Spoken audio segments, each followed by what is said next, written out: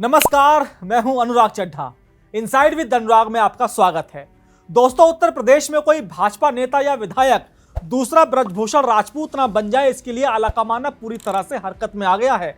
दिल्ली से लेकर लखनऊ तक पार्टी ने अपने सभी नेताओं, विधायकों और प्रवक्ताओं को एक कड़ा और स्पष्ट संदेश भेज दिया है। निर्देश ऐसा कि अगर किसी ने भी अब ब्रजभूषण राजपूत वाली गलती दोहराने की कोशिश की या सार्वजनिक मंचों पर अपना चेहरा चमकाने के लिए पार्टी लाइन क्रॉस की, तो न सिर्फ उनके खिलाफ कारण बताओ नोटिस जारी होगा, बल्कि जवाब तलब भी किया जाएगा। और अगर जवाब संतोषजनक नहीं मिला तो पार्टी से बाहर का रास्ता दिखाने में भी देरी नहीं की जाएगी। जिसके बाद ये माना जा रहा है कि चरखारी से विधायक ब्रजभूषण राजपूत की मुश्किलें अब बढ़ने वाली हैं। दोस्तों, उत्तर प्रदेश में भारतीय जनता पार्टी के किसी भी कार्यक्रम में या फिर सार्वजनिक रूप से बगावती तेवर दिखाना अब नेताओं को बहुत महंगा पड़ने वाला है। पार्टी ने इस तरह का रवैया अपनाने वाले भाजपा नेताओं और जनप्रतिनिधियों को लेकर अब जीरो टॉलरेंस का रुख अपना लिया है। सूत्रों की माने तो पार्टी आलाकमान ने साफ कर दिया है कि 2027 का चुनाव नजदीक है, ऐसे में घर के भेदी ही लंका ढाने का काम ना करें। चर्चा है कि यूपी भाजपा अनुशासन समिति की तरफ से ऐसे नेताओं के खिलाफ कारण बताओ नोटिस जारी किया जाएगा जो पार्टी लाइन क्रॉस कर रहे हैं। अगर इस नोटिस का जवाब सही नहीं मिला और उन पर कार्रवाई भी की जाएगी। चर्चा है कि यूपी भाजपा की अनुशासन समिति ने इसके लिए एक लिस्ट भी तैयार करनी शुरू कर दी है। लिस्ट पूरी होते ही इन बगावती नेताओं को अब सीधे नोटिस थमाया जाएगा। ये सिर्फ चेतावनी नहीं होगी, बल्कि एक अल्टीमेटम भी होगा, जिसके बाद उनका जवाब कितना तर्कसंगत है उसके हिसाब से तय होगा कि उनका पार्टी में भविष्य क्या रहेगा। पार्टी का तर्क साफ है कि विकास कार्यों से लेकर संगठन के पदाधिकारियों की लगातार आपस में कलह पार्टी के लिए 2027 में चुनौती ना बने, इसके लिए कड़ाई बहुत जरूरी है। उत्तर प्रदेश में 2027 के विधानसभा चुनाव से पहले पार्टी को इन बगावती तेवरों की वजह से नुकसान ना हो, इसको लेकर यूपी भाजपा अनुशासन समिति नेताओं पर कड़ी निगरानी रखेगी। अब सवाल उठता है कि आखिर पानी सर से ऊपर कब गया? आखिर वो कौन सी चिंगारी थी जिसने आलाकमान को इतना सख्त कदम उठाने पर मजबूर कर दिया? इसके लिए हमें चलना होगा बुंदेलखंड के महोबा में।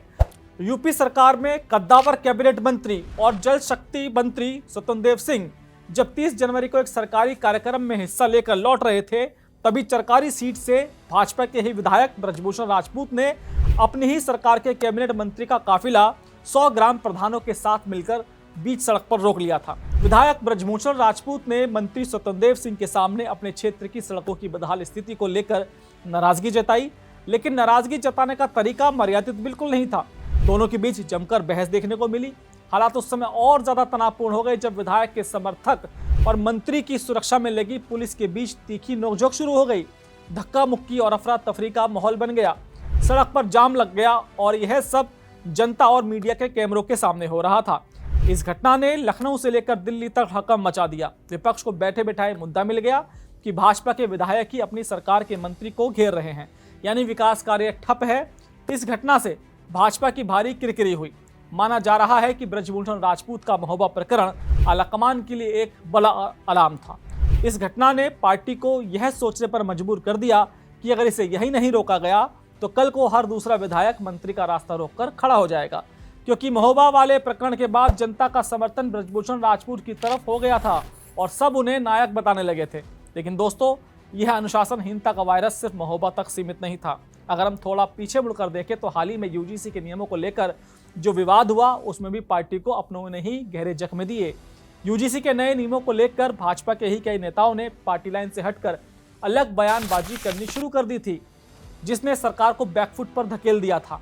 आलाकमान का मानना है कि यह भी अनुशासनहीनता का एक बड़ा उदाहरण था। जब अपने ही नेता सरकार के फैसलों पर सवाल उठाते हैं तो जनता के बीच ये संदेश जाता है कि सरकार कंफ्यूज है या फिर पार्टी में सब कुछ ठीक नहीं चल रहा है। यह यूजीसी वाला मामला और महोबा वाला कांड या फिर ब्राह्मणों को लेकर बयानबाजी, इन मुद्दों ने मिलकर पार्टी नेतृत्व के सब्र को तोड़ दिया है और इसलिए अब भाजपा बड़े कदम उठा रही है। भाजपा के अंदर चल रही इस कलह का सबसे ज्यादा फायदा अगर किसी को मिल रहा है तो वो है मुख्य विपक्षी दल, यानी कि समाजवादी पार्टी। सपा मुखिया अखिलेश यादव ने इस पूरी स्थिति पर चुटकी लेने में जरा भी देरी नहीं की। आपको याद होगा, अखिलेश यादव ने भाजपा की डबल इंजन सरकार पर तंज कसते हुए कहा था कि एक बहुत ही प्रसिद्ध बयान था जो उन्होंने दिया। उन्होंने कहा था कि यह डबल इंजन की सरकार नहीं है, यहाँ तो इंजन से इंजन टकरा रहे हैं और डिब्बे से डिब्बे टकरा रहे हैं। अखिलेश यादव का इशारा साफ था। उनका कहना था कि दिल्ली और लखनऊ के बीच में तालमेल बिल्कुल ठीक नहीं है। अब तो लखनऊ में भी मंत्री और विधायक आपस में लड़ रहे हैं। विपक्ष इस मुद्दे को 2027 के चुनाव तक खींचना चाहता है। विपक्ष इसे भाजपा की आंतरिक कलह और विफलता के रूप में प्रोजेक्ट कर रहा है। यही वजह है कि भाजपा हाईकमान अब विपक्ष के हाथों से यह मुद्दा छीनना चाहता है। उन्हें पता है कि अगर विधायक ऐसे ही अपनी सरकार को घेरते रहे तो 2027 में जनता को जवाब देना भारी पड़ जाएगा। अब सबसे बड़ा सवाल यह है कि इस पूरी कवायद का पहला शिकार कौन होगा। क्या ब्रजभूषण राजपूत की मुश्किलें बढ़ने वाली हैं? सूत्रों की माने तो अभी कुछ नहीं कहा जा सकता, लेकिन हो सकता है कि ब्रजभूषण राजपूत को नोटिस थमाकर एक उदाहरण सेट किया जाए, क्योंकि भाजपा शुरू से ही उदाहरण को रखती आई है कि संगठन से बड़ा कोई नहीं, ना ही कोई कुर्सी, ना ही कोई पद। ऐसे में देखना होगा कि भाजपा की अनुशासन समिति महोबा प्रकरण पर क्या एक्शन लेती है और जो लिस्ट बनाई जा रही है उसमें किन किन विधायकों और नेताओं को नोटिस भेजा जाएगा। 2027 का विधानसभा चुनाव अब बहुत दूर नहीं है।